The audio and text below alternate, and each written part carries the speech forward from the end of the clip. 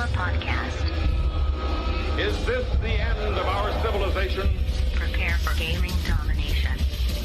The mightiest monster of them all! Grimlock the Dino 9, GameZilla. Look, there comes one of them now. Welcome to the GameZilla podcast, your last line of defense in major gaming news. I'm your host, Grimlock, and with me in the GameZilla Media studios, my co-host, my producer, the Deadite Knight. Please introduce me as... we talked about this. I want to be introduced as the biggest, baddest Beetleborg from now on. Big bad Beetleborg. Deadite. Thank you. You're welcome. Okay. I'm now satisfied. I won't get angry for the rest of the show. And as always, for everybody watching us live on twitch.tv/GameZilla Media, we want to thank Player One Miggy, our video producer over there, for putting on one hell of a show for you guys. So give it up for the Miggy Man. That's What your up, new dude? name, Miggy Man. Oh, I like it. We give him a little Mega Man F logo. Miggy Man. Ooh, Miggy Man that just X. evolved. I like it. Yeah. Oh man, some artwork might be going down. New T-shirts for everybody. Ooh. Okay, and I gotta just apologize up front. I have something that I need to do. All right, so let's. You got any like appropriate music for me here? I need some really like, apologetic. Yeah, I got. You got it? Yeah, Okay. I got it. Don't let me down here. I can make it happen. I need it. It's important. Perfect. That's perfect. I made a mistake about 5 years ago. Are we restarting this? We got something new? Should I wait? Oh, I'll find something sadder. Oh, you know, okay. just some sad. Give me something piano. really, yeah. Sarah McLachlan. Oh, I can get into this. I can make this work. This sounds very repentant. Okay. Here we go. Mistakes were made years ago. My dearest friend, who I thought had the opportunity, I never gave a chance. I can't believe I hurt him like that. There's only one thing we can do. And that's bring Scott on the podcast. Scott, what's going on, man? My lifelong friend who I lived with when I started this show. And you would walk by me while I'm sitting here on a blue microphone inside of a little phone box recording. And I never invited him onto the show. Who am I? What's wrong with me? Anyways, hey Scott, how's it going? It's going good. It's going good. I appreciate you having me on the show finally. It's been, what episode is this? 3,000 or something? Yeah, 283, but we Okay. can call it 3,000. I think that's my favorite number, so it works out perfectly. I'm really emotional. You know, I'd like to point out that, this seemed like a good idea 2 weeks ago when we were drunk at Chop's wedding. Like, yeah, Scott, come on the podcast. It'll be great. And then today we're like, oh, this was a terrible idea. No, I'm just kidding, Scott. I'm super glad you're here. Yeah, so we were at Chop's wedding when Scott dropped the bomb and he's never been on the podcast. I'm like, wait a minute, that's impossible. No, it's true. I went back. I'm like not gonna be there next week, but you should like be there the week after. Yeah, Like, there was some slurred words, but there was a deal that was made. A lot that of night. tears, too. Yeah, yes, lots of hugging, lots of hands. you don't want to be there when Jazzy's there. You want to be there when I'm there. We still haven't figured out the name yet, but... Well, yes, we did. You're sexy manservant Scott. No, I thought we were dropping the manservant part. No, I didn't say anything about it. I'm not just gonna call you sexy Scott or Scotty Too Hottie. You're sexy manservant Scott. It's in the works. Yeah, It's not. It's solidified. I've already cast it in iron. We got to figure it out. Maybe the chat will help us out on twitch.tv/GameZilla Media. Oh, geez, no, we don't want Maybe. that. Especially with You Sphinx never in know. there. You'd be surprised how many people's nicknames stick when the community steps in. Anyways. Yeah, I mean, our man Sashin was like, "Hi guys, I'm EA Sports," and it was like, "No, you're not. You're EA Spuds," and now he's our man Spuds. It's true. Okay. That's how it went. But anyways, Scott, I apologize. I have no idea how you didn't make it onto the show back in the day when I used to have to beg people to come on the show. When we had lower standards. Yeah. Well, good news, Scott. Somebody already got blocked on the chat for saying shit-face Scott. I bet you can guess who that is. I'm going to guess that's Sphinx. Yep. You got it. He should just become one of the top fans for saying that, not being blocked. So. Yeah, he got unblocked. I think it's in there now. But anyways, our bot is a little aggressive in there sometimes. Anyways, welcome to the show. I'm super glad to have you on. For those of you that don't know, Scott and I were childhood friends. We've hung out forever, playing video games, hockey, basketball, whatever it is. We've grown up together, and so the fact that I didn't have him on the show early on is a grave mistake on me. But I get to have him on now when the show is super cool, and we got cool people all around us. So we're not sitting in a kitchen all huddled around one microphone, holding each other's hands. So. We really Hands, we I really swear, wanted, it was just the hands. We really wanted to get this up to Scott standard, and that meant we had to do this for 5 years until the studio. Yeah. We're like, well, we got to impress Scott. Right. It doesn't take much. Yeah. So special guest Scott is on the show. This is we'll have like co-hosts come in like when one of us can't make it or whatever. But this is our first guest in quite a while, I would say. Yeah, and we talked a little bit ago that we'd like to occasionally have some more people, Yeah. and so as soon as we realized Scott hadn't been on, we're like, we got to do it. Yeah. So, anyways, we're going to get into episode 283 of the GameZilla podcast, but first we want to thank our patrons. Yes, listen, patrons. Your financial contributions goes to the success and life of GameZilla Media, and clearly we need to up our security. We need better locks on the doors here in the studio to keep people like Scott out. So go and give it the $5 a month tier. That is the tier. That's the money tier. That's the exclusive content. Every show on the GameZilla Media Network offers up at least one exclusive show on our Patreon that you can't get anywhere else. So are you a Noobs and Dragons fan? Behind the DM screen, that's where you want to go to, get deeper into the weird mind of Greg WK. It's kind of scary, but if you're a fan of Noobs and Dragons, you have to be listening to Behind the DM screen. Do you like our Noiseland Arcade or Simpsons podcast? Smartline, an exclusive show with, again, Craig and the Arcade Phantom. Legend of Retro has their... Game Shark episode, and then Last Action Podcast has Cutscene, is it? Yeah, that sounds about right. Oh, Sphinx is in the chat. He'll correct me later. But also some fun Nightmare on Last Action Podcast horror movie, little recaps featuring myself and the Sphinx. And then, of course, GameZilla pre-show. We did Must or Bust in a super timely manner. Post-credit scene, whatever, Sphinx. It's post-credit scene douche. Read it all. Post-credit cream. Wow. Post-credit cream. Yeah. Take another sip of that beer, buddy. Wowzers. Fifth one, I swear. Listen, we need your money. Go to patreon.com/GameZilla Media. Start your Patreon. Just $1 a month. $5 a month is the exclusive access to those shows. And we're always trying to give back to our patrons. So patreon.com/GameZilla Media. They really do need your support. My lockpick rating is maybe a 3, and I got in really easily. Yeah. So all you needed was a crowbar and some lube. Wait, are we talking about the lock or me? Dear Lord, here's the Both. news. It's not time for the news. Grim, we're doing announcements. I was going to do it in the news because it's news.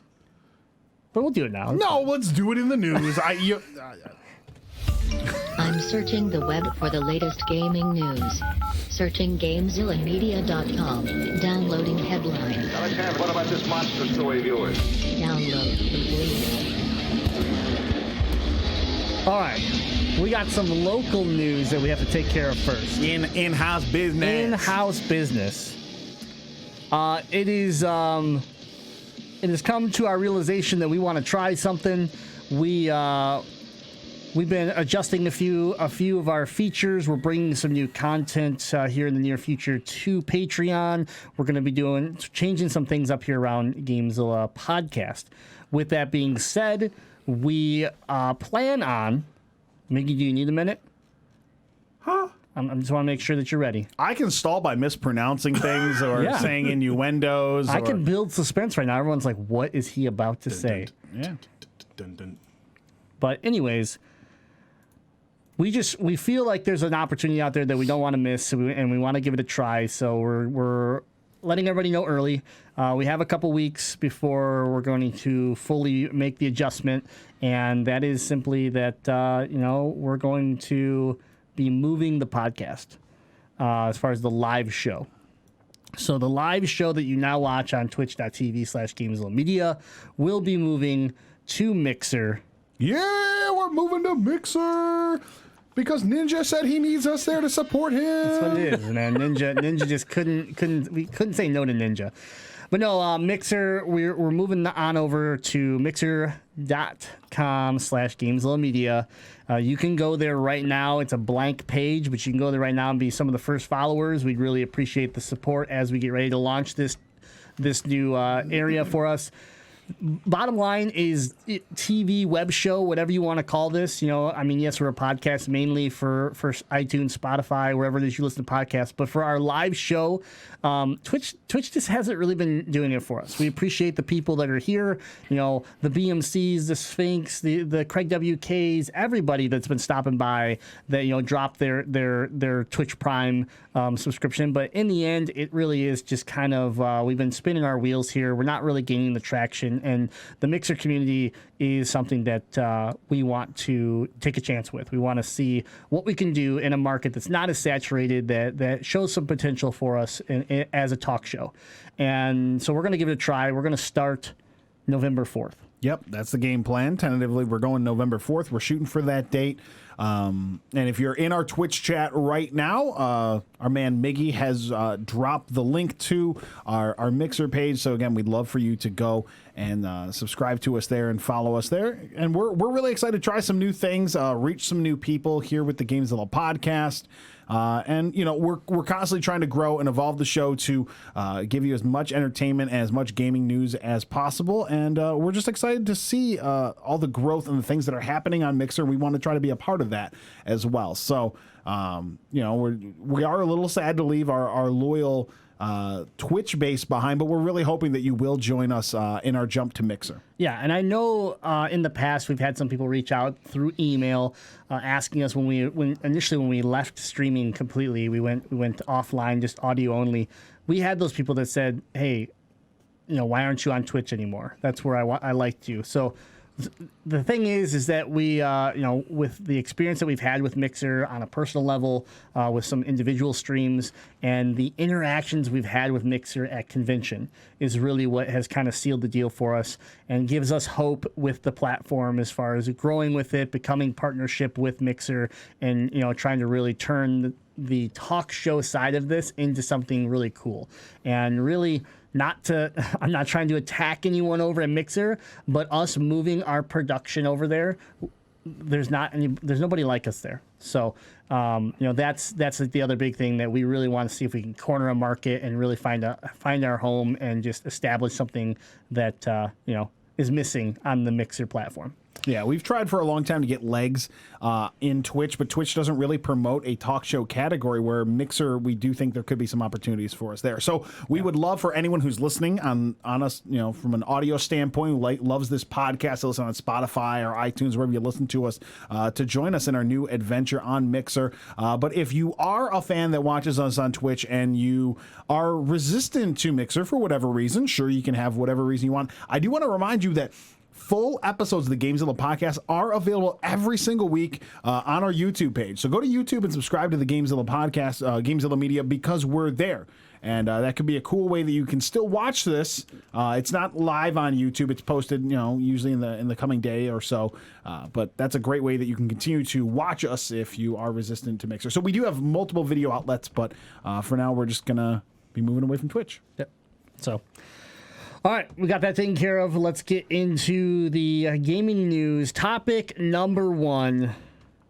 Riot Games just celebrated its 10th anniversary for League of Legends. 10 years we have been enjoying the MOBA that's kind of started it all, that exploded into one of the major esports that we follow every year.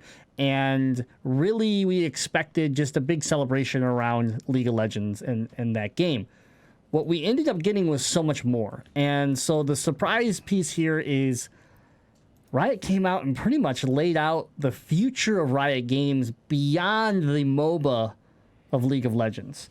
And so what they came out and did was shocking. I don't think anybody expected it, but we got a bunch of games. We got a bunch of content that's coming out. And let's just get started with it. We had a fighting game announced. Riot previously revealed that it was working on a fighting game, and today the company officially unveiled Project L, a 2D fighting League characters And unfortunately, that's all they showed us. So, but this is the expansion of League of Legends lore. The characters that my wife, for example, loves, these characters, hates the game, right? So I'm even interested in the characters. Yeah. I know I'm sort of a one note song on this one, but like I'm always like, man, what's going on with Tom Kench though? Like what's going on with that? Like but I don't like League. Like I tried playing it once, didn't like it. I have no interest in playing the game, but guess what I do like? 2D fighting games. Exactly. You know what I mean? So like to me it's a super appealing. yeah, so this is something that the trend that kept going on through the event that was just really unique was, hey, they're taking these characters that, like, my wife has stuffed animals of these creatures that she loves, but has, again, zero interest of ever playing a MOBA. Well, here's a fighting game, and at the same time, here's an animated series. Maybe you're not a gamer, but maybe you just like this world. You like fantasy. You like these creatures and some of the stories that, you know, I have, like, example, Gnar, one of my favorite characters. Super cute little creature that turns into a giant monster. You know, Jade wants to know where it came from. What's its story? Well, now this animated series is actually going to start to explain that, and what it looks like is it's going to start around. They're calling it Arcane, is what the name of the show is going to be, and it's going to revolve around and this is assumption, but based off of the teaser trailer, Jinx and Vi. These two sisters, which Jinx is who I currently main right now, this crazy psychopathic, you know, just rocket launcher wielding chick. And then her sister, who's this like police officer level, you know, enforcer, and how they you're going to start them as kids, and you're going to watch how they separate. You're going to watch how they drift apart and become opposite sides of good and evil. And so it looked really cool. The art style, of course, when you watch some of the shorts that League comes out with every year, they're impressive. They're fun. They're really cool looking. That's what this is, except we're actually going to get substance here. We're going to get a whole series, and that's pretty exciting. They haven't really discussed about what... where it's going to end up, you know, Netflix or what, but right now it is going to be, you know, an unknown platform, and it is going to be available next year. So that was really cool. They kept it going with a digital card game. So now we're talking about a game like Hearthstone or the Elder Scrolls Legends. Now we introduce Legends of Runeterra. So again, expanding on League of Legends, this looks very interesting actually, because it looks fun already. Like I didn't get to play it. I signed up, you know, right when they announced it. They said go to the website, you can sign up for the beta. So I'm signed up. I'm waiting to see if I can get my hands on this. But it looks really cool. It's gonna be a free to play card trading game, both on PC and mobile next year. And basic, you know, it may not seem unique because it does look a lot like Hearthstone but it's a digital card game. How unique can you get with these games? I mean, Magic the Gathering's been doing it for how many years? Like I don't know how you can start to really twist too much uniqueness in, but they did still add a couple of their own twists and turns on it. But the battlefield or whatever where you're going to be playing your cards looks a lot like Hearthstone. But yeah, again, nothing that we expected, but the big part of this that they wanted to point out is that Riot says the players will be able to directly purchase any card with either earned or paid currency.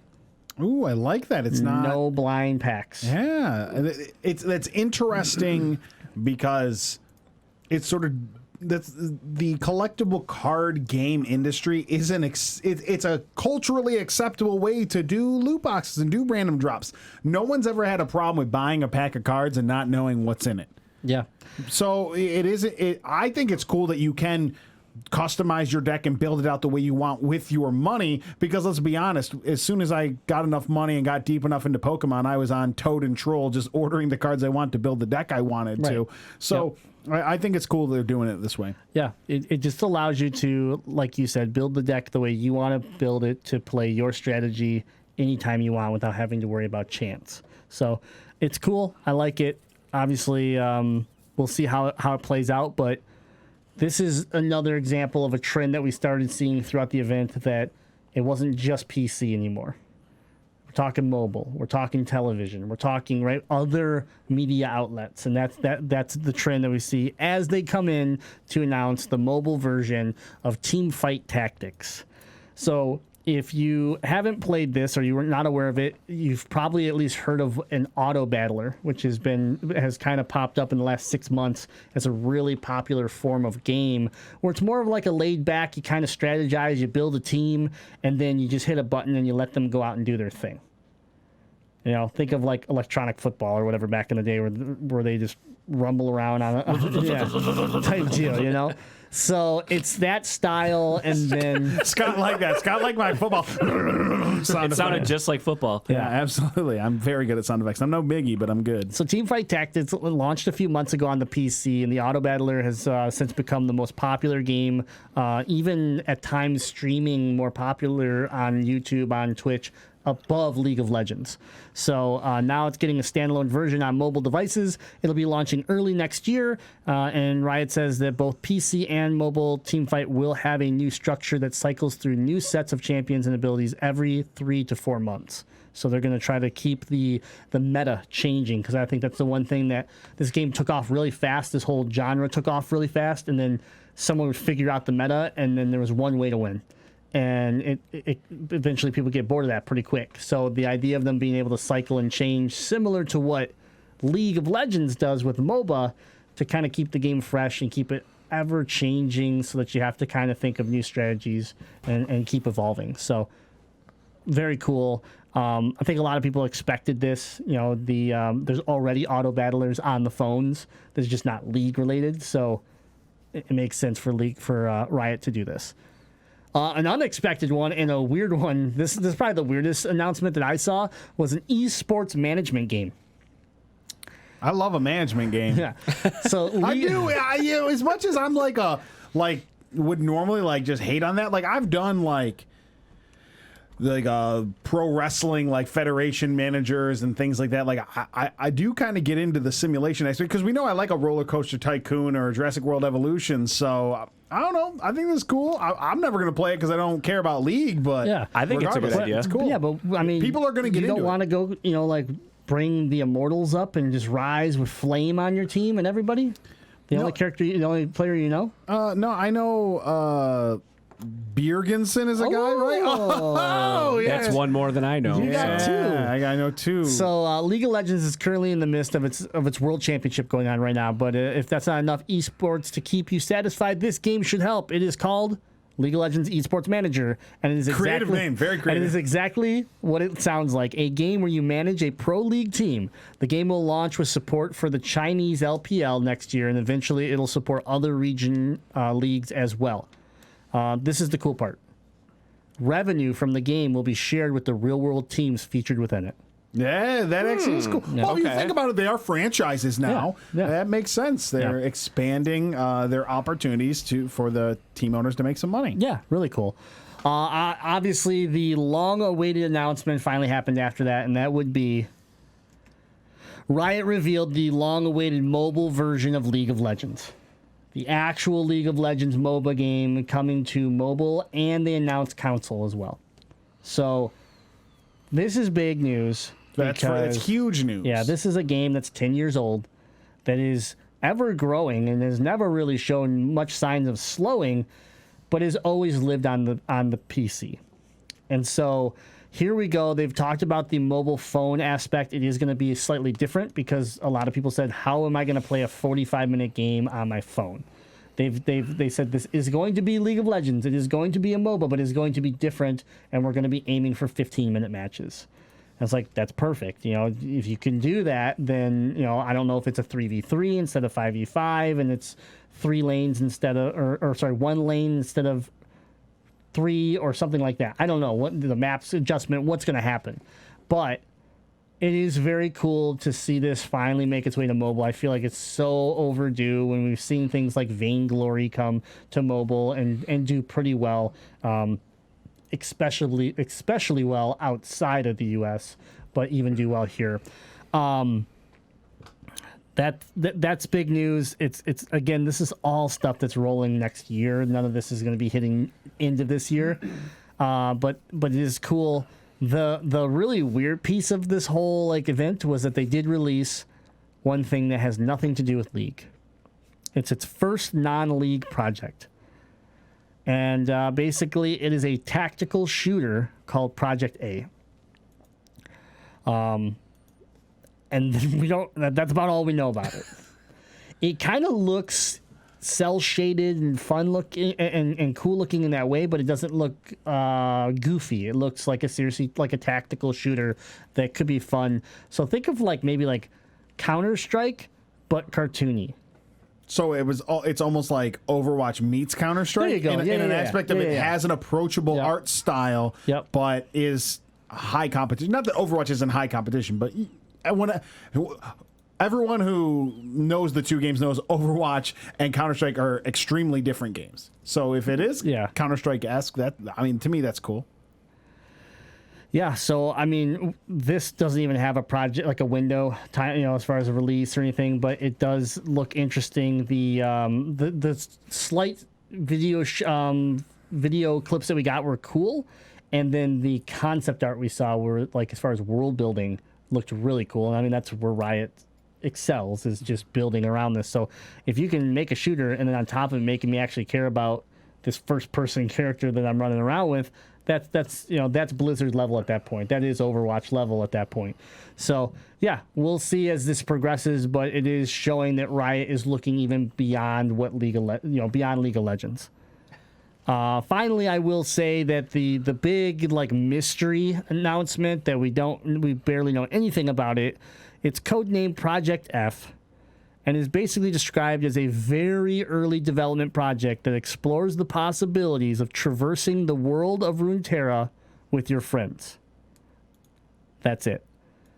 In other words, it's a League of Legends MMO, which we've been hearing rumors about for years, and they didn't show us anything. It was just a tease, but the idea that Project F is now at least officially been thrown out there by Riot. This is the game that could ruin my life. This is I haven't played an MMO in a long time, unless you're going to count Destiny or something like that as far as a hybrid. But a true MMO I haven't gotten into, this would be the MMO. This would be such an amazing game to me. This would be on the same level as, say, me finally getting to play Phantasy Star again. I wish. Yeah. So this is very exciting. I hope we hear more relatively soon, but they did come out and say very early development, so this isn't anything we're going to see in the near future for sure, but cool that it's out there for sure. Now I'm not a League fan. We know that every week on the show. We know that I'm not a big League fan, but Scott, you're also not necessarily into League of Legends, but you've been around it plenty.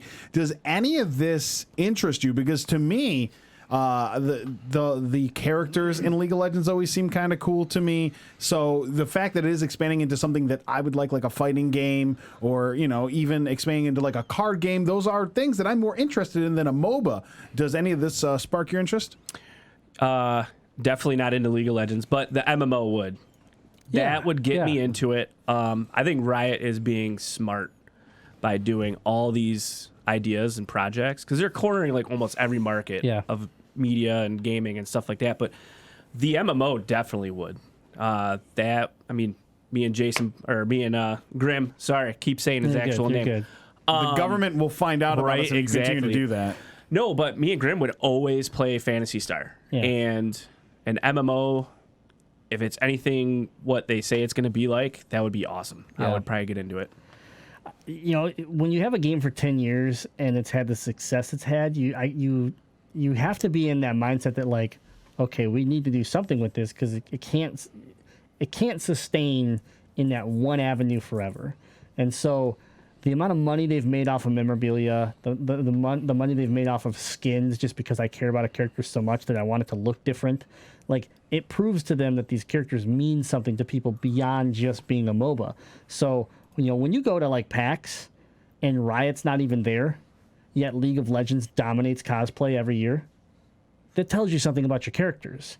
And so I'm glad they realized that, and that they've come out and said, hey, here's more games, here's a show. Because even if none of these games interest you, if that show launches on Netflix, there's a high percentage chance that You probably check out an episode. Everybody here probably would check out one episode and be like, yeah, I'll watch this. If you told me that it is a world-building, interesting story that is an animated series that's marketed, at teenagers or older, you know what I mean? Like, it's not a Right, kid's that's the show. thing, too. I'm probably going to watch at least one episode. Yeah. Like, the story you just laid down there for me between these two characters, I'll probably at least try it once. And, again, it really comes down to, I'm not interested in playing clicking the mouse game. Like, it's not fun to me. But that doesn't mean that these characters in this world isn't interesting to me. So. And the fighting game is interesting to me because, again, we only saw brief clips, but when you think of some of these characters and their movesets within the MOBA, and then you see them in a 2D fighting realm, you go, oh, wow, that works. Yeah. That's, and you see things where you're like, oh, that kind of reminds me of the Scorpion, hook and things like that. Like, it works. So for me, to see these characters after 10 years, to see them be taken outside of the MOBA is weird, but also it's refreshing. And it's just like Scott said, it's smart. Well, it's a breath of fresh air to see a gaming company actually evolve. Yeah. Instead of staying stagnant like some of the companies we were talking about earlier outside the pod. But it's, they're actually evolving and trying different things. So yeah, call them money. Well, this could end up being a disaster like Castlevania Judgment. It could be the next. It could. You're right. Trying to adapt a game to a fighting, a 2D. Well, okay, that's the other angle to look at. You're talking about a gaming company that literally has made a MOBA for 10 years. They've done nothing else. Yeah. I mean, sorry, they made Teamfight Tactics now. Yeah. I mean, they made an auto battler. Congratulations with your same characters again. So you're right, but at the same time, it's Riot Games. There's a lot of faith in them right now. But yeah, they've never made a fighting game. They've never made a card game. They've made a board game before. Yeah. And sold it directly through their website, but. But that's the thing. If they fail at one thing, they've got, 3-4 other different projects that are somewhat different from what they're originally doing. And again, I'm not a fan of Riot per se, but I just would have such a hard time thinking that this company that's been so tremendously successful wouldn't put all the right things in place to at least make a decent version of any of these efforts they're trying to make. Like, okay, is this fighting game going to take over Evo in its first year? Maybe. Also, maybe not. But is it probably going to be a playable and fun fighting game? I'm sure. I'm confident enough that it's going to at least be respectable in quality. Even if it's not a great game, I mean, what's the percentage of people playing League of Legends are going to buy that game when it comes out? Oh, well, yeah, you know what I mean? Well, it's a really good question. That's something that's I think that what Riot is trying to do here is get the me's and the Scotts of the world who are not interested in playing a MOBA at all, but I would play this fighting game, especially if it's like a free-to-play fighting game. Right. Yeah, it's a day one download for me then because I like fighting games. That's a game where they can take their intellectual property, bring it over to a format that I enjoy playing, and get my money or get my attention. And that's what I think this is. I don't necessarily think they're like, okay, we have this huge MOBA fan base. How many of them can we get to play this fighting game? I don't think that's their mindset. I think they're going for everyone else with these games. My thought with it is simply this: is that they know they'll get me to play it. And now all of a sudden here, and because I'm playing it, you like fighting games, you're going to jump into it. And now here we are playing a fighting game together that we would never play that MOBA together. Correct. So you throw a Mortal Kombat out there, you and I will be playing Mortal Kombat every time a new Mortal Kombat comes out. We're both fans of Mortal Kombat. Mm-hmm. Here's a fighting game that you're not a fan of, but I am, but could draw us both in. Absolutely. That's smart. The game might fail, but I bet the sales do not fail. Yeah. It's genius, too, when you start to think about all of the assets they have within MOBA for all these characters and all the skins and everything. You could start to branch that out into the other games. So now, okay, your favorite fighter is Lucian, but now on top of it, you have that, and the game is free to play, and on top of it now, all the skins that were in League of Legends and the MOBA are now in the fighting game.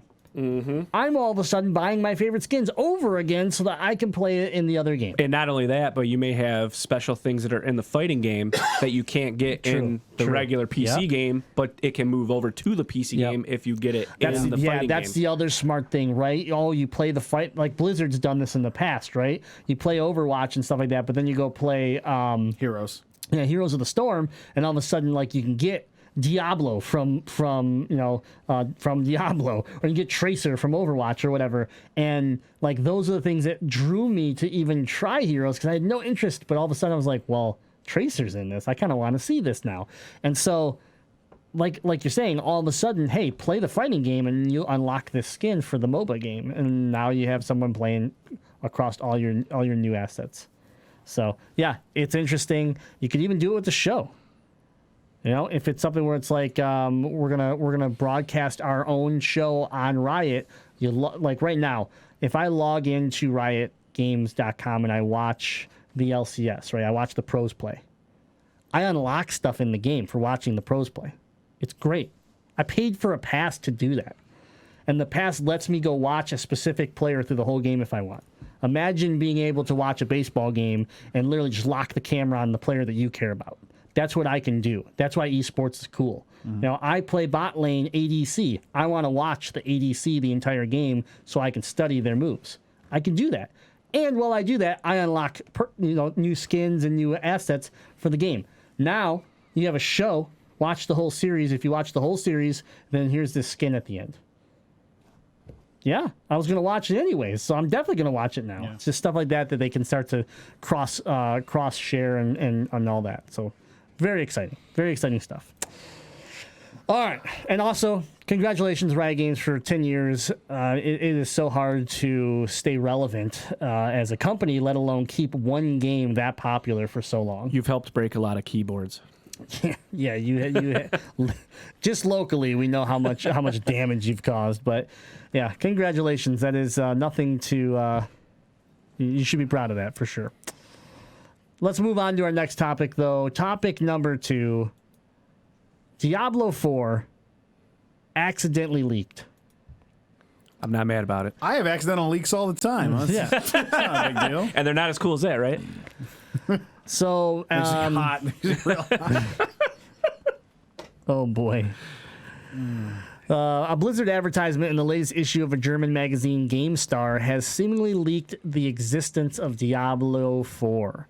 A full-page ad on page 27 of the latest issue of GameStar features a segment for the upcoming The Art of Diablo hardback book, which is due for release in November.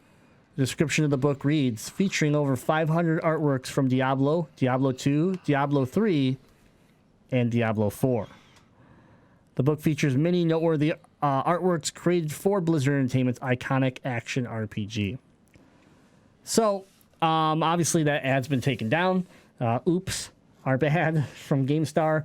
But first of all, Blizzard, I just find this is karma, as I was saying earlier before we were recording. Like, Blizzard has not had the best, the best news lately with some of the decisions they've been making around this political movement that's happening in Hong Kong and the banning of some of their pro players, removal of their pay, then trying to revert it and say, oh, well, we would have done that to anybody. Just not handling it well. And because of it, they've just been hurting. But on top of that now, let's be honest, this was your reveal for BlizzCon. Oh yeah. This was that's the only big a few thing. weeks away. Because last year's BlizzCon Was a disaster. Everyone was disappointed. You're like, was yeah, a dumpster Diablo fire. Immortal. What was it called? What was that game called? Diablo Immortals, yeah, the Inferno, mobile, yes. the mobile game. And everyone was upset, but Because that was the end of the show. That was the big reveal. yeah. Am I the only one that read this article and thought it was hilarious that it got leaked because they were advertising an art book and not a game? Absolutely. Yeah, what a lame thing to have leak it. Big slip up there. But so, I mean, this is big news. I've loved Diablo, the series. I played a ton of Diablo 3, and Diablo 4 is a game that I will definitely play, if and when it truly exists. It looks like it does. And it's only happening right now because in a couple short weeks, this was going to be the big reveal. So now they don't have the big reveal anymore. So this is that karma that kind of bites them in the ass. Like, well, you guys will be fine because everyone wants Diablo 4, but say goodbye to your recovery when it comes to BlizzCon. Like, BlizzCon last year was a joke. to the point where like I had thought about going to BlizzCon, and then what happened last year, I was like, I'm probably never going to go to a BlizzCon, because if I was there last year, I would have been so irritated at what they thought was an appropriate way to build up, that show. Be it that they were going to announce 4, and then like the rumors said that they had to like delay it and rewrite some of the script, and they had all these problems, so they couldn't do it. So instead, they just slid. It still wasn't acceptable. And so for them to have their big reveal where they were going to right the ship, just be leaked out from an art book in a German magazine, like it's just perfect. This seems just perfect. It seems to happen a lot with them. Shouldn't they just save the money and stop doing BlizzCon? I don't. That's my thing. You know what I mean? Yeah, I don't know, but like BlizzCon clearly is somewhat successful. Like I know they have a ton of people go to BlizzCon, but That's like not what I thought these guys would say. Like, shouldn't they save the money and not advertise in magazines anymore? Because who the hell buys magazines? I thought that's the road he was going down. No, but that's it's true. like maybe it's a digital magazine. They too. I don't always know. leak their biggest thing every year before their big show. Yeah, I mean leaks are so. I mean, look at outside of video games. Let's look at one of the worst kept secrets ever in the history of technology. It's the Pixel 4. We literally knew everything about that phone before Google took the stage. They didn't surprise us with a single thing, and we're still going to go buy it because it looks great. Oh yeah. So like part of it is sometimes you look at it and you go, how much of this was on? Did they do this on purpose? Like they start to get the buzz going. This one I don't feel was that way. This is not that type of leak. We've seen those leaks in the gaming industry before where we're like, this is obvious that you wanted this to be here. This one, not so much. But because there's nothing to compete with attention right now. yeah. Like those intentional leaks, I feel like are often like, oh, we'd like to pull just a little bit of attention away from someone else. There's nothing going on right now where that makes any sense. Yeah, and you think about BlizzCon too, like they position BlizzCon in a way where it kind of sits out on its own little island time of the year wise when it comes to game announcements. And it's been smart for Blizzard to try to do that, but now the momentum will be there because guess what? You're going to show gameplay and people are going to eat it up. But at the same time, I remember right where I was. It was in this studio when we were watching E3 and we had Bethesda drop Fallout 4 on us. Yeah. And no one knew. No one knew. And then they go, oh yeah, and it's coming out next month. And everybody lost their damn minds. That was wild. It was unlike anything. You were just like, wait, how did you manage to do this? In a world where so much stuff leaks so easily, it was such a good secret. And that's something that Diablo 4, like, God, they could have just done some magic with it. But, unfortunately, now the information's out there. Beyond that, Diablo 4, how excited are you? I've never played a Diablo game, so I'm going to be super honest. I'm not excited. I'm not saying I'm not going to play this game, but I don't have a base of excitement for it. I had Diablo 3 on PC when it first came out. Yep. Played it a good chunk. Have you played X-Men Legends? I'm sorry. I did. I have. I'm pretty sure he has. Yeah. Oh, well, that's Diablo. Yeah, it's Diablo. Yeah, that's basically Diablo. That's Diablo. Yeah, but I like it because it's X-Men. That's fair. Okay. That's fine. But you've played dungeon crawlers before. Yeah, X-Men Legends and Marvel Ultimate Alliance Yeah. and Yeah. But I got it again on the Switch, and it's still awesome. Diablo 4 is gonna be so good. Hopefully. Yeah, I mean, hopefully, right? Hopefully it doesn't have the same problem that 3 had initially. Like, I enjoyed 3 when it first came out, but there were so many problems with 3 that they had to revamp it all and really fix it because their idea of launching this community store where people could sell their items turned into this giant farming factory and duplication and cheating, and it caused the game to kind of just become corrupt. And then when they revamped it, it felt like an entirely different game, and that was great. I just would like Diablo 4 to come out and just be what Diablo 3 was after it revamped itself. And that Blizzard learned from Diablo 3 so that they don't make the same mistakes. And I think, their track record definitely shows that they're capable of doing that. But, it's going to be interesting where the story goes. It's going to be interesting in the graphics, the engine that they built this thing on. I'm curious to find out everything that we can. And thankfully, with this leak comes not too far away from when we should really be getting most of the details from Blizzard themselves. So, but yeah, interesting news and one hell of a leak. So congratulations, GameStar. It's probably the last ad you'll ever get from Blizzard.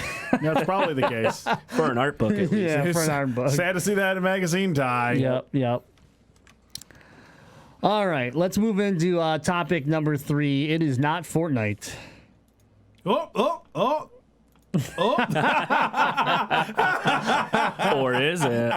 Sorry, we had a video mishap there, so I was just tipping them off. Yeah, we're not going to talk about Fortnite or anything going on with that later. Sorry, I'm running the computer back here, guys. Yeah, If you think Scott's we're going first to do time. anything about Fortnite, you're listening to the fool. wrong show. A damn fool, I say. Not Miggy's fault. It was mine. Damn fool. Sorry, I'm new. I'm filling in for Mickey. I'm new. Sorry.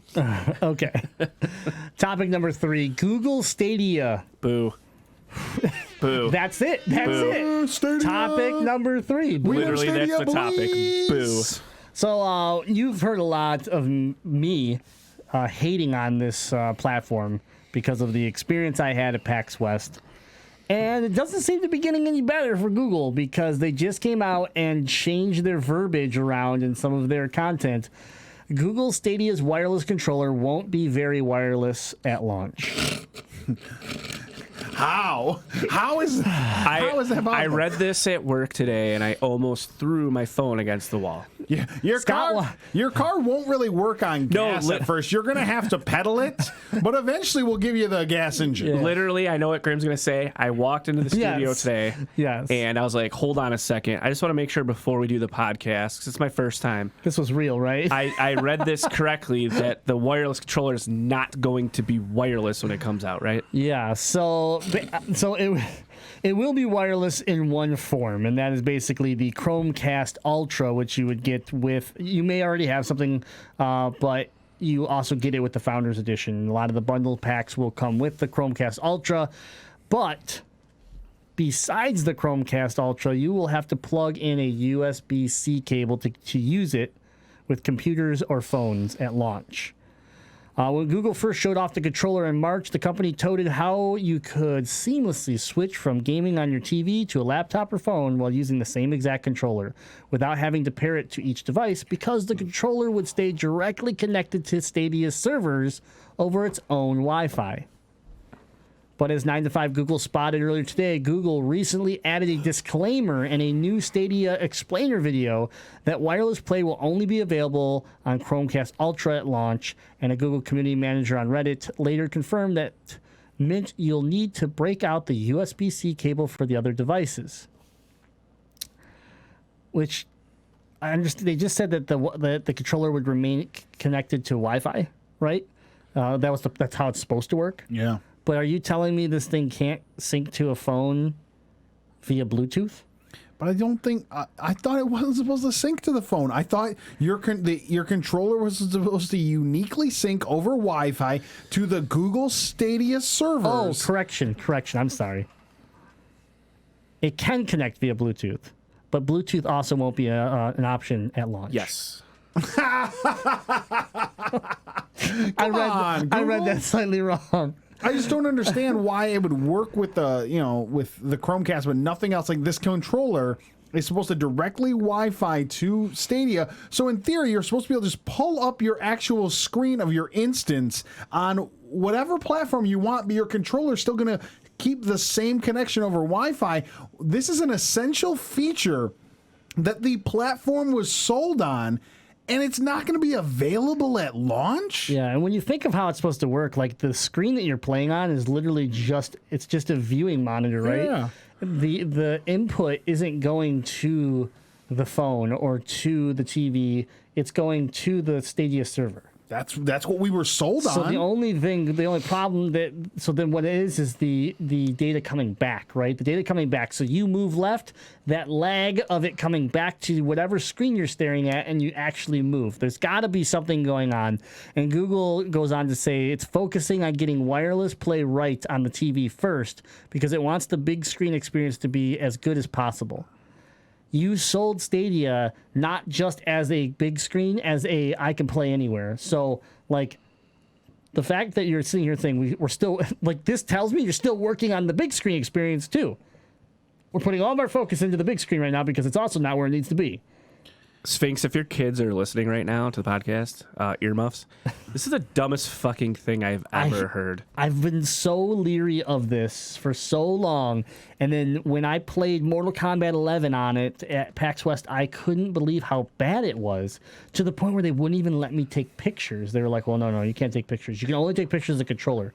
And so then when Craig WK went to go take a picture of me holding the controller, I actually had like bodyguards show up to make sure that he wasn't trying to get a picture of the whole environment, because they didn't want this.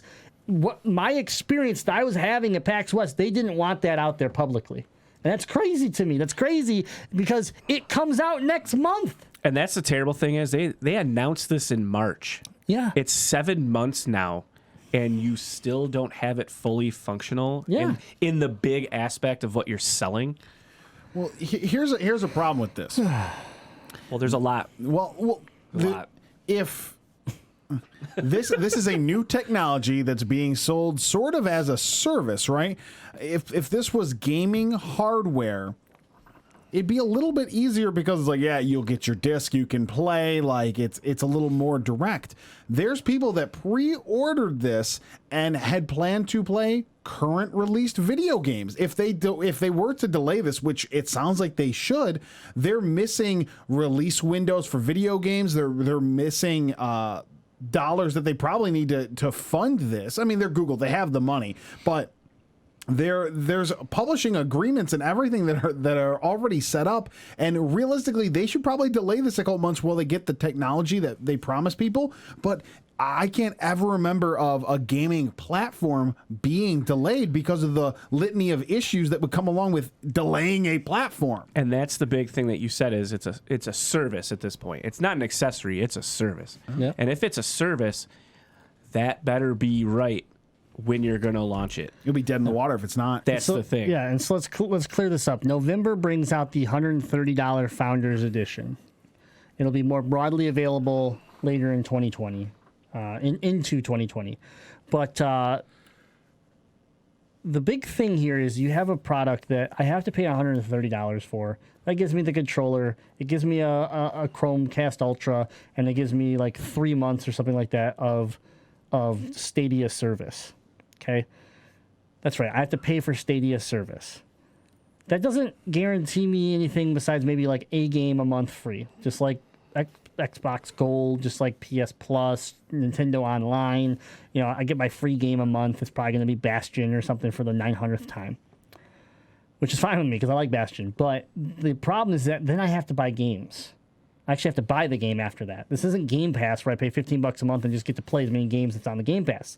This is I spend X amount of money to have a service, then I pay $60 for a video game that I can't have a proper experience with. And to me, this is this whole thing that none of this makes sense. And this is Google. Google either hits it out of the park or they fumble horribly.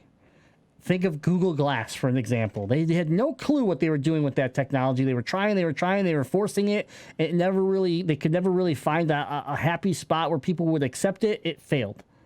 You know, and then you go look at some of their other products that have just, you know, done wonders. Google Home or something like that. You know, go look at that and be like, well, there's Alexa and Google Home. Like, those are the two, right? So, like, it's done a good enough job to compete against Amazon. That's a victory. But the thing here is, if I'm going to spend this money, there has to be a reason. And if your reason is, well, you can play Assassin's Creed anywhere, but not easy. And also we have no exclusives yet. And also you can't play wirelessly yet. And also you don't have Bluetooth yet. And also this isn't going to be ready at launch. Then it's not ready. This product is not ready, and you're going to start on the wrong foot. You're going to do exactly what you said. You're going to come out the gate. People are going to laugh at you. You're going to fail miserably, and then you're going to have to crawl your way out of the hole, which you didn't want to start in. The Ouya had more hype around it than this thing does right now, in my opinion. And that's my big question is, say, even just a month ago, 4 weeks ago, before you even heard about this, say you pre-ordered it or you were super excited to just buy it. You didn't pre-order it yet. what's your confidence in that company to produce something not even at launch, but later down the road to be something you would enjoy? You're like, 1 out of 10, I'd be like a 1 at this When point. they first announced it, when Stadia got first announced, I would say I was like a 9 out of 10 from as far as hype around the technology. Yeah. Just the idea of like, I really want to see how well this is going to work. Every single step since that has been negative, and I have no intention on picking this up. Normally I would still buy this just from the standpoint of like, I want to be able to report on it and speak to it. No. Like, I've already held the controller, guys. It feels like trash. Yeah. The controller feels cheap. It's light. It doesn't feel good at all. The service is not good. And here you are having Google themselves being like, well, these things aren't going to be ready at launch, but just give us time and, still be a founder because we basically need you as test subjects. That's what you're telling me. Jump into this $130 Founders Edition so that you can be a guinea pig to help us make money. I'd rather you say, you know what, we're going to push it 6-7 months. Yeah. And don't sit around here and all your ads be promoting the fact that you're going to be able to play Destiny 2. I was playing Destiny 2 years ago. Like, I don't care about Destiny 2 anymore. Does it feel they're rushing it a bit because they announced PlayStation 5 next year? I feel like they're rushing it because they know that everyone is coming out with a service like this. They have to come out the gate with everybody because it would just be as damaging for them to come out a year late when xCloud takes off, when PlayStation Now, which has revamped itself, we know PlayStation is literally paid Microsoft to use Azure servers because they're building something that's going to revolve around the PS5. They know Amazon's working on something. You have, even on a smaller level, you have things like Apple Arcade and Android, whatever they're going to call it. Yeah. Competition. Like, all of these things are coming out. You're Google. You can't come out. You can't be last. There's no way. I guess my last thought that I had about this before we move on is I'm really curious. What percentage of people that are buying into Stadia, already pre-ordered their Stadia, already own a PlayStation 4 or an Xbox One X or Xbox One? Right. Because here's the thing, everything that Stadia has to offer He's already there. is already readily available on other platforms. Yeah. There's got to be a really small percentage of someone that goes, oh, I don't have a current gen gaming system. Well, this seems cool. I'm a fan of Google. Let me buy this controller in place. It just has to be a fraction of their player base. Everyone else could just play this somewhere else. And that's the concern. This needs to work day one, because if I invested and it worked like crap, I would just put it down. I would sell my controller and I would go back to my PlayStation. I would go out and spend that $130 and go buy a used Xbox, Yeah. Because really their whole selling point in the beginning was that this was going to be easy. You're going to grab a controller and no matter what screen you were looking at, you were just going to play games. That was the whole point. Now you're telling me I have to plug in cords and do things. At that point, is it easier anymore, or is it easier for me to grab my Xbox controller, hit the Xbox button, and play my game? The controller working should be the last of your worries. Yeah, like if I'm in charge of Stadia, the controller and that ease of use functionality that you sat there and we're trying to sell us on, that has to be perfect at launch. Has to be. All right.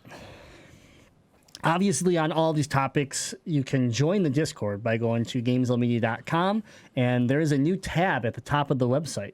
It is literally called Community, and there you will find Discord's own page, and you can read a little bit about Discord and also join it right there. So check it out and join, for free. Talk with gamers from around the world every day. We are going to move into our last topic for the news, and that is, you guessed it, we were never going to talk about it.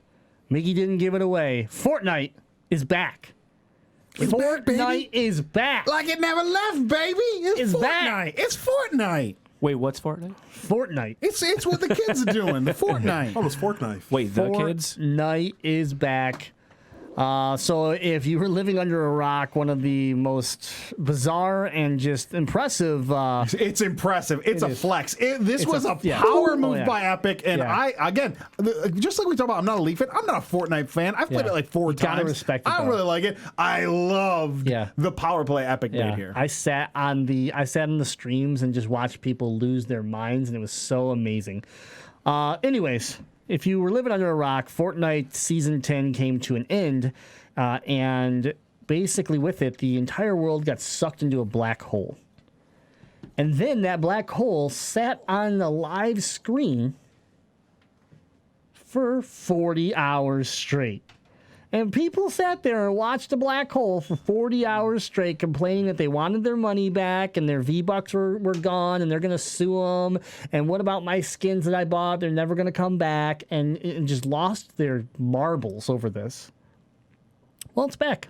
Like it was always going to be, people. And guess what? Let's flush this billions of dollars down the toilet. And guess what? Your skins, your V-Bucks, all of that is back too. So don't worry. V-Bucks. Yeah, not my V-Bucks. My uncle gave me those for my birthday. So, like a lot of people assumed, Fortnite's back and it's being called Fortnite Chapter 2. And a massive world-ending event, like I said, was the what happened, and everybody sat there for that 40 hours. The internet went into a frenzy with players and parents panicking. I like how it says players and parents panicking after not knowing what happened to it. What do you mean not knowing? Like, come on. It was a maintenance window, people. Have you never played a video game before? It was just a clever maintenance window. Many were worried about their cosmetic items they had purchased, as well as the status of their in-game currency known as V-Bucks. Epic Games pulled off one of the biggest marketing stunts in history by going into a full-blown blackout, taking everything offline from the game servers to the company's social media accounts, even locking the popular subreddit page from anybody being able to post anything new. Due to the lack of communication, many players around the world were speculating on when and if their favorite game would ever return. So, it's back. The game is here, and it's back, baby. Yep. You gotta say right. You gotta say, baby. It's back, baby. There we go. The new season. It's Fortnite. It's back, baby. Yeah. So basically, we've been pulled through the black hole as well. The new season brings in a complete overhaul, including a brand new map with plenty of new points of interest to explore. Besides the new island, there are new water-based mechanics where you can swim, speedboat combat, and fishing. But Epic's best new addition is actually a subtraction. And this is where I think our debate will be interesting here. But it simplified the game considerably, removing much of the clutter like convoluted and confusing loot pool, and really boiling play down to its core roots. If Season 10 was a celebration of everything Fortnite achieved over the years since launch, Chapter 2 is a return to form. Gone are the many variations of the same weapon types, traps, grenades, and throwable objects. Epic has cut the loot pool down to 4 tiers of 8 core weapons. You got the assault rifle, burst assault rifle, pump shotgun, tactical shotgun, submachine gun, pistol, bolt action sniper rifle, and a rocket launcher. So in what Epic is calling a streamlined weapon arsenal, additionally there are far fewer healing items, only a single grenade type, and 1 trap. Mobility has also been reduced significantly on hoverboards and grapplers, plus the controversial brute mechs that were added last season are no longer available. Epic has also simplified the leveling system in Chapter 2, offering more experience than ever that in turn earns you more in-game rewards. So this is where I'm at with this. It's interesting. This whole event drew me back to Fortnite. I hadn't played Fortnite since Season 4. And so when this started to happen, I was like, I think I'm going to check this out when it finally comes back. And when it came back, I watched some streams first, and I was like, okay, it looks like Fortnite. I don't see anything that's like crazy. But what I didn't notice right away was the lack of content, the lack of items. And so I started playing on the Switch, and then I ended up playing on the Xbox. And that's when I actually ended up merging my account, because again, I hadn't played since season 4 where you couldn't merge accounts. So I had my Xbox account, I had my PlayStation account, and it sucked because I put all my time into PlayStation. So all my skins, all that stuff I had was on PlayStation. Well, I wanted to play elsewhere. Turns out now I just made the PlayStation my primary account. Now if I log on my Switch, my Xbox, or my PlayStation, all my stuff moves around with me. Super nice. So I get in, I play on the Switch, and I do pretty well. And I notice instantly that the game's focus is much more on firefights.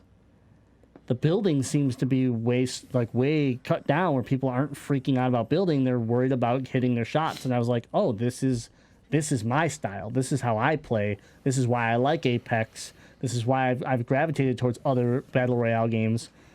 So I put more time into it. And I enjoyed the rounds I played. I played duos with Jazzy on Xbox. I played solos on my Switch, on lunch at work, stuff like that. Then I started watching Ninja. I started watching Queen Eliminator on Mixer, another big streamer, and a lot of people watching them kept asking them, "What do you think? Old Fortnite versus new Fortnite," things like that. And that's when I started to realize, for these people that have a very high level at this game, they're very good, how bored they were. And that they were literally playing this game because that's their livelihood. This is how they get people to watch them, is that they play Fortnite. They're Fortnite streamers. And, we've seen what happens to Ninja when he streams League of Legends compared to when he streams Fortnite. It's day and night. So the universal answer, though, was basically, it's boring. There's not enough here. They took away so many things. And while some things I think needed to go, because Deadite's comment about the end of Season 10, what Fortnite was compared to what it is now, and your interest level of playing it has changed. Yeah, for sure. I played a little bit of Fortnite. I mean, we're talking like Season 2-ish, maybe, is when I dabbled in it. I mean, I'm talking like 4 or 5 games. It's barely any Fortnite I've played. And then I looked and saw what the game became. I'm like, nah, I'm not going to try to figure all this out. I just want to drop in, swing my axe around at some stuff, find a gun, and then die 30 seconds later. That's fine with me. I don't need to figure out all this random stuff that's going on. So when we were talking about this earlier today, I was like, to me, it's more appealing as someone who's very casual, that this is now an entry point where if I wanted to, I could get back into Fortnite without feeling intimidated by what the game and what the community has become. But at the same time, I understand that hardcore Fortnite fans are like, get wrecked, noob. Get with it or get dead, So... Yeah, and so I do appreciate the cleaner gameplay, but at the same time, there's things like, I used to love watching streams and, launch pads. You'd have a squad that would just be in this epic battle, and they'd win, right? They'd take the other team out, and then they'd build this ramp, and they'd drop this launch pad and this little skip pad next to it, and they would just jump into one and bounce themselves another one, and shoot themselves in the sky, or they could pull their glider out and literally go to the other side of the map. And it was just it was so, I looked at it, I was like, wow, it reminds me of Breath of the Wild in a way, where people were able to use their creativity and bend the rules of some of the items in the game to do things that maybe I would have never thought of. And so I then go into the game and I try it, right? That's how it works. Well, that's all gone now. Now I'm watching these. The reason why I have a problem with the current whatever, and hopefully it's going to change quick. Hopefully they're like, hey, this was the core, and here's the plan. Here's the roadmap for the next 6 weeks or something. I don't know. But right now the game is boring because when you get to the end, it's not a fun, just crazy build firefight anymore. Now it's I'm going to try to stay away from the other guy. There's 2 of us. And I'm going to let the circle close completely where we're in the storm and there's nowhere to go safe. And then I'm going to try to outlast him because I have more heals than he does. I kid you not, I watch the game in more that way than I do an actual firefight.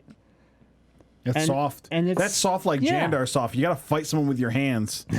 Noobs and Dragons get reference. Out of here. Get out of here. Reference. I fought plenty of people with my hands, just not you. You were scary in that episode. That sure was.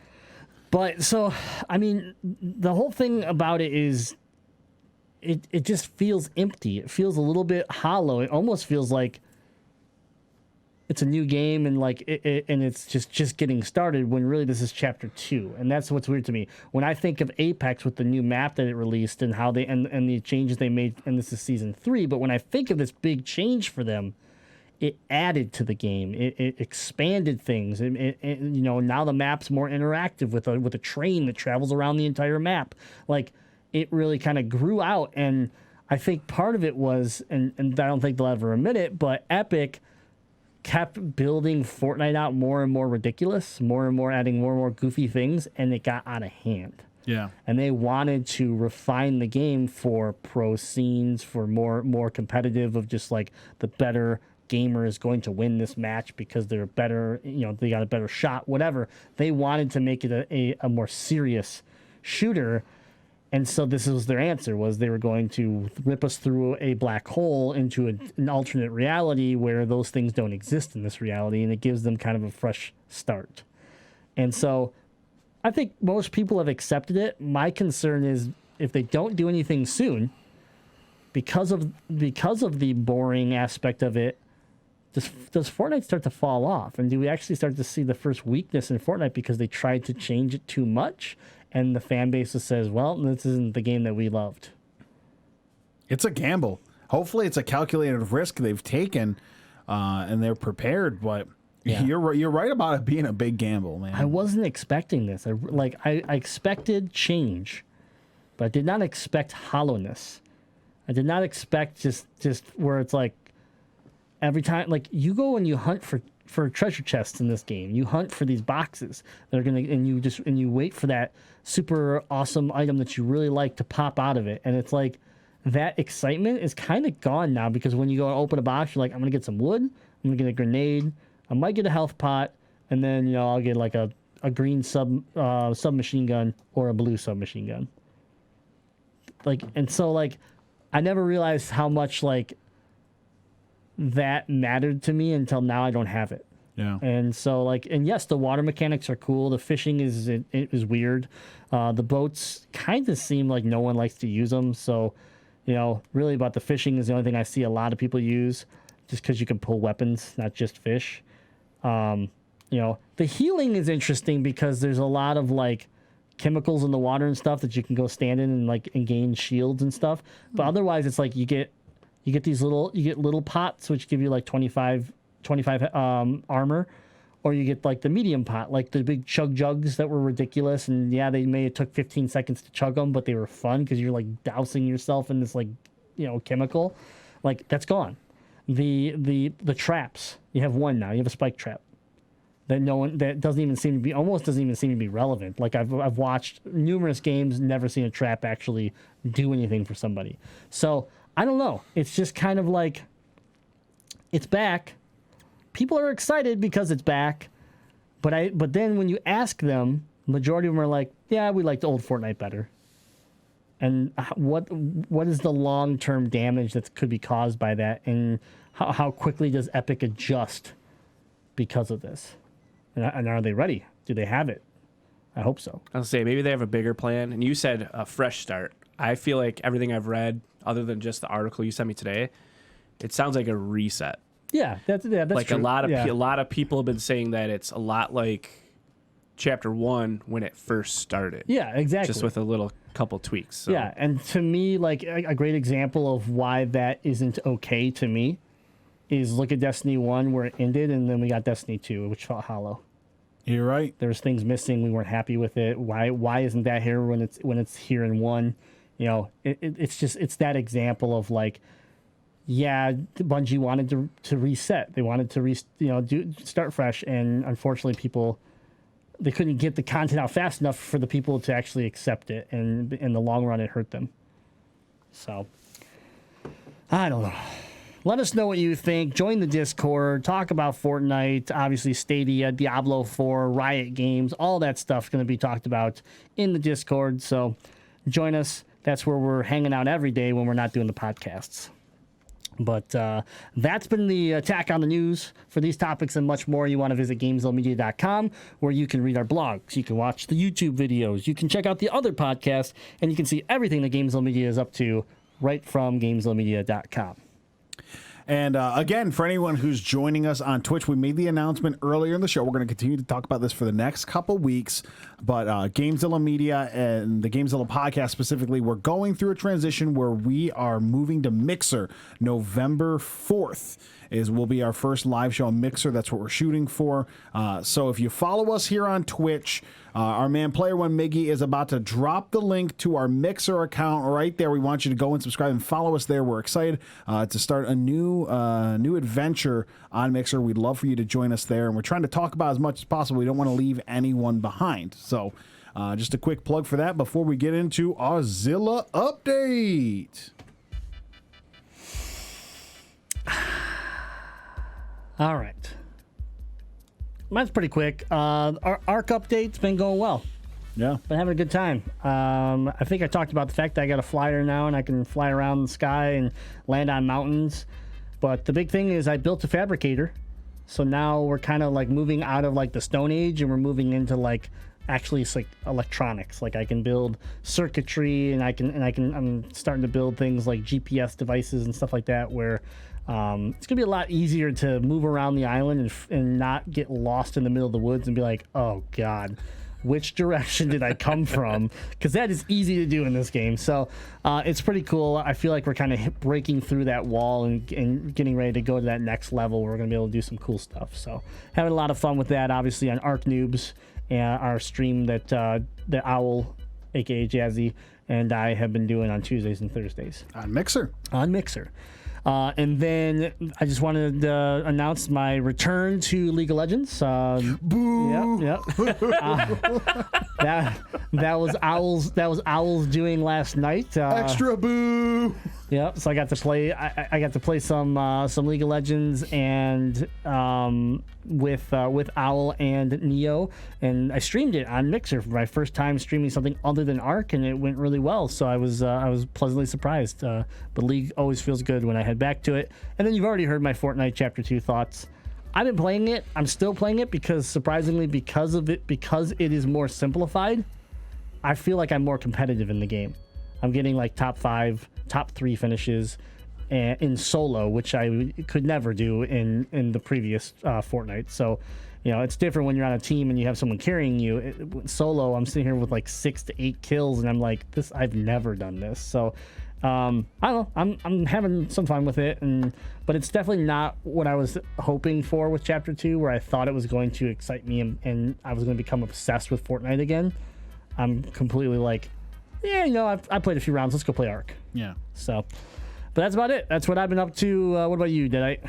Now, I'm not a rude host here. Yeah. Just butting in. I would like to invite our guest. Thank you. Thank you. Our guest, Not you, Miggy. Shut up. Shut up, Miggy. Our guest has a pretty cool moment. That's why I was letting him like be able to kind of like the grand finale. Okay, Miggy, fine. way. Fine. All right, Miggy, you're up next. I don't know if I want to go now. Shut up, Miggy. Go.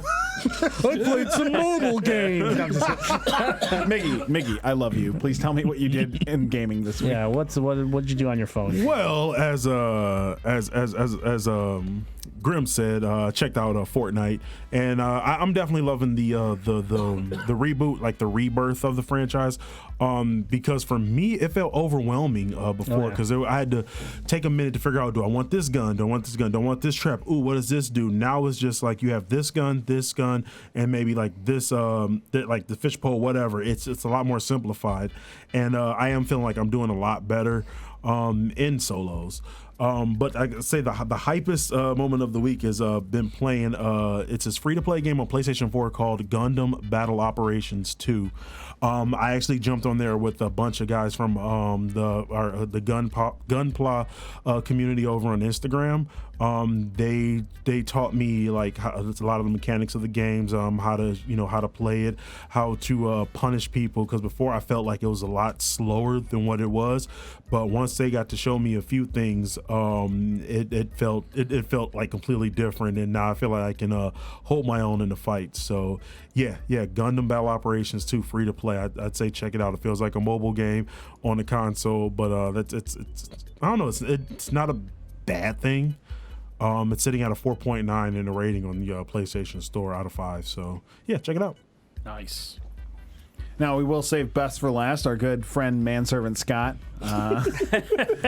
We'll let him continue to brew on what his gaming highlight of the week was. Mine was something that was almost 3 damn years in the making. I was banished to the cornfields of southern Indiana for work, and that's why our good friend Owl Zero Jazzy Fiddle was here covering the show last week. And I was determined to do something that I've been working towards for a long time. 105 hours of gameplay in the making. I finally defeated Calamity Ganon. I beat Breath of the Wild. Good man. Yeah, I did it. Again, I've talked countless times on the show how Breath of the Wild is one of my favorite games I've ever played. I think it's one of the best video games ever made.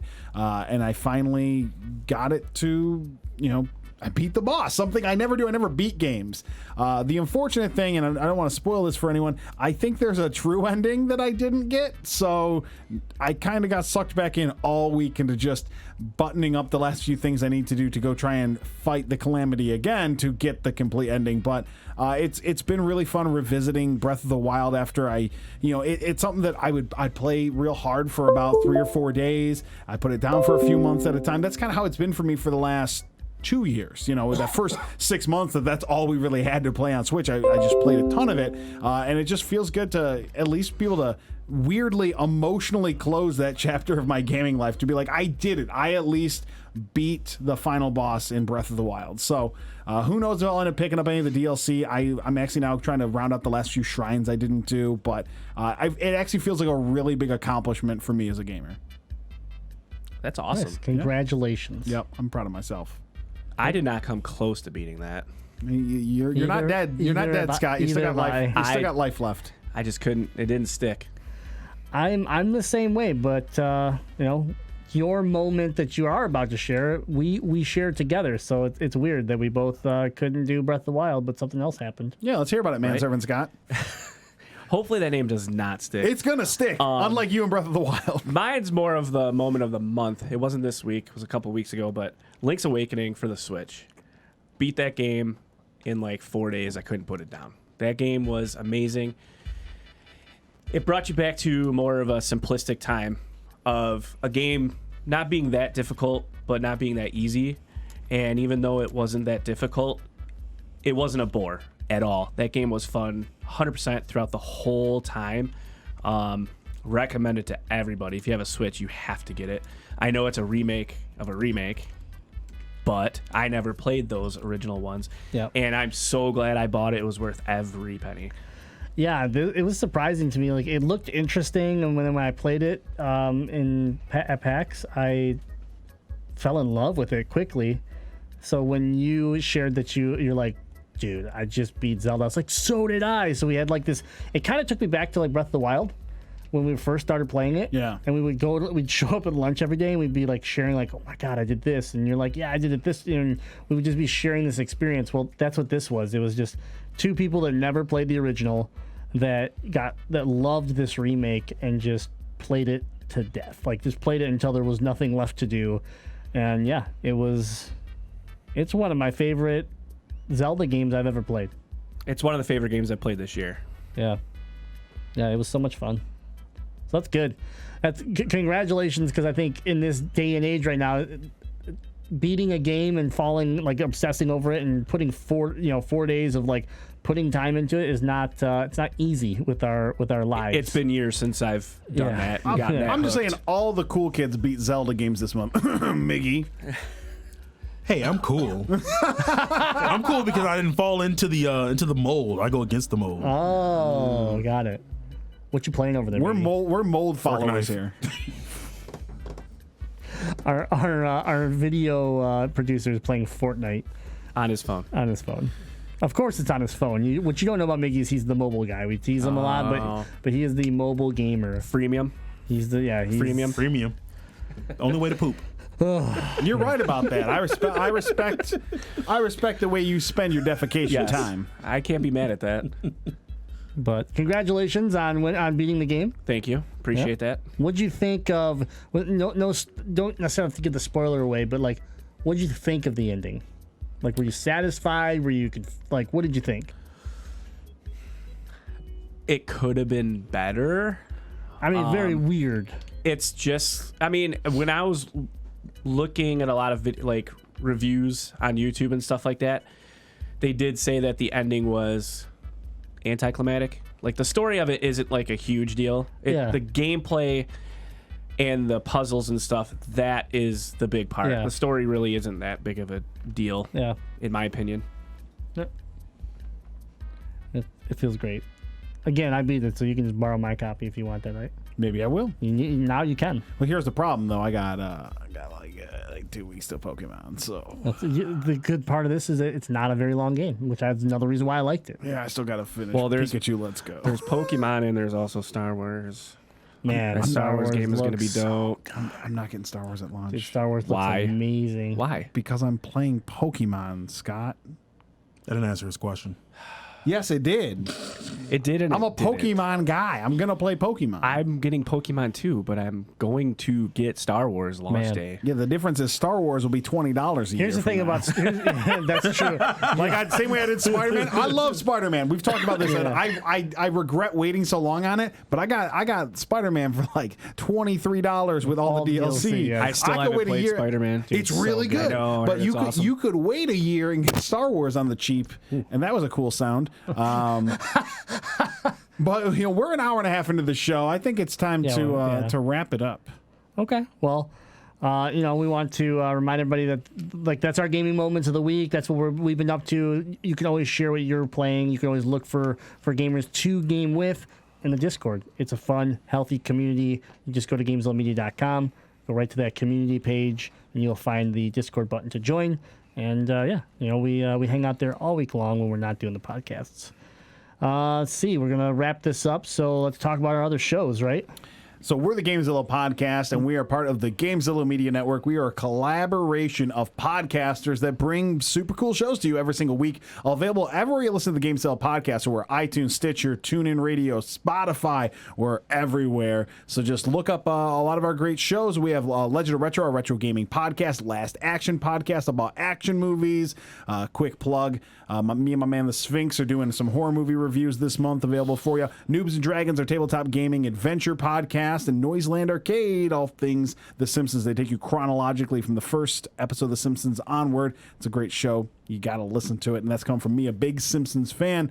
And again, all those shows have exclusive content available for you. Patreon.com/GameZilla Media. Go there, start your patronage today, and enjoy that exclusive content you can't get anywhere else. Thanks for everybody that's hanging out on episode 283 of the GameZilla podcast. One last reminder, let's just say it one more time. We made the announcement today that this show in 2 weeks will be moving to mixer.com/GameZilla Media.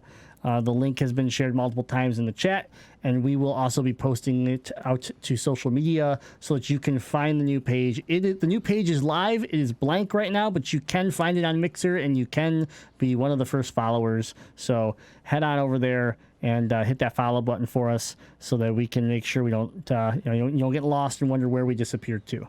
So that about wraps everything up. What do you got? I want to go out with a bang on Twitch next week. Yeah. Going to be our last show on Twitch before we go to Mixer. I want to invite everyone who listens to this podcast to join us for Deadite's Bitchin' Birthday Bash, because it's my birthday next week. Woo! Come join us, hang out live, shower me with your adoration, and let's your have ass. Or just shower him. Let's have some fun as we say see you later, or we'll give you the welp see you to Twitch and move into the Mixer era of GameZilla Media. So Deadite's Bitchin' Birthday Blast, that's what we're calling it. All right, and then my final shout-out is going to go to my good friend that hung out on the podcast today. Big shout-out to Scotty Slide Scooter with the poop sound. I feel like there's a better poop sound you can find for me. There it is. All right. Give him a toasty. Do we still do that? Toasty! Oh, it still works. I think press that one as well. Yeah. I'm actually going to give them... I've been teabagged thousands of times. It's true. I got to agree. There's nothing cooler than being peed on. It's true. Yeah. So if you learn anything from that, Scott, is when you're on the podcast, be mindful of what you say, because it can turn into a drop like that. That's perfect. I'm okay with that. So, But yeah, no, Scott, thanks for hanging out. Sorry it took 283 episodes to get you on, but I'm glad you did, and it was a pleasure. Thanks for the invite. And We'll see you in another 280. I was going to say, hopefully I'm here for number 566. I believe that's the right math. So That's what he worked on the whole show. it's true. It's true. I was quiet because I had my T9 calculator out for a while. Yeah, absolutely. All right, well, thanks again, and we're gonna get out of here. But remember, we are your elite free DLC for all your gaming news. And until next time, game on. Diabetes. Game on.